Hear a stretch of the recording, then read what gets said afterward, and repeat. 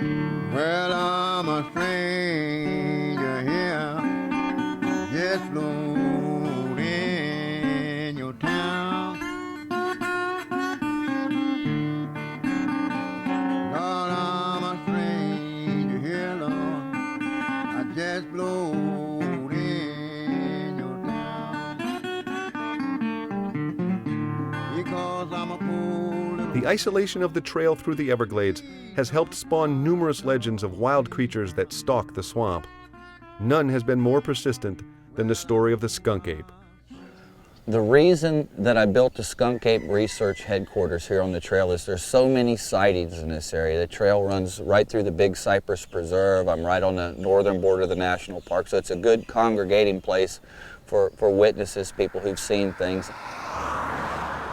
Just a week ago, I got a report from a lady down the road here, about 20 miles, said she was coming home from work, and she drove right past a skunk ape. It was standing right in the US 41, and she drove right past it. It didn't even move. The first time I saw the skunk ape, I was 10 years old, and I was out hunting with my brother. And we had a rule in the house that if we could kill a deer before the school bus came, we got to stay home and package the meat. So we were always eager to get out early in the morning, see if we couldn't bag a deer. And that particular morning, it was raining, just drizzling a little bit, and we'd walked out back, and my brother saw something in the distance.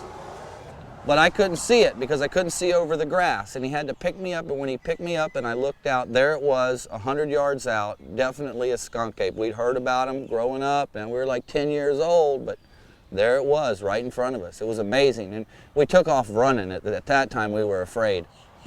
Well, I've seen the skunk ape 3 times. I guess I've just really been blessed in this life. And things like that don't happen by coincidence. When you have an experience like I've had 3 times, it's life-changing. One evening I'm sitting there in my ladder stand, this area, I had been watching it for months, and I heard something splashing in the water, and it was coming my way. There's a lot of water, surface water out here, and I could hear it splash, splash, splash.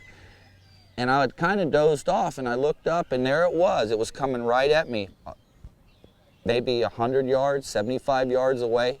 It came by me. I took 27 photographs of it over a period of about 7 minutes. It was quite an experience. It looked like a man covered with hair, about 6.5, a little tall, 6.5, 7 feet tall.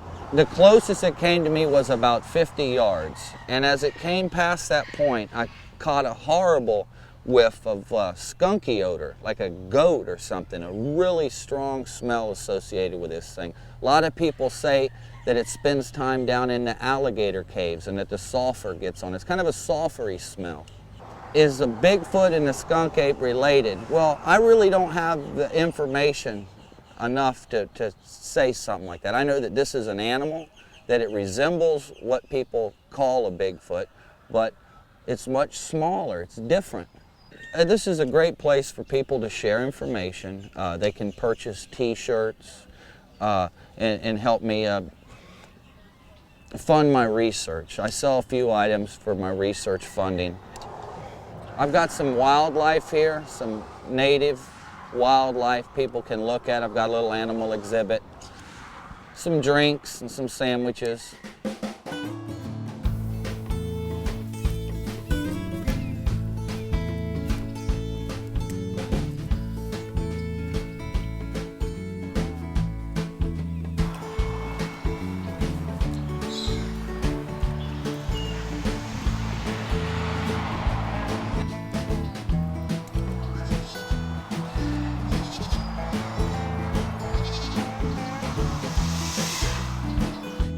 Well, it all sounds good, going out and catching a skunk ape.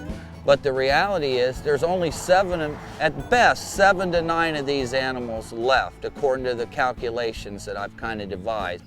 The ideal outcome for me having the headquarters here and being successful in that is mainly to give a place for people to come and talk about the Everglades, which is a good thing. And I would like to see, possibly in the future, some warning signs as people enter the Everglades on US 41, or caution signs, skunk ape crossing, next 7 miles, something like that, in areas where they're sighted on a regular basis. That's my ultimate goal.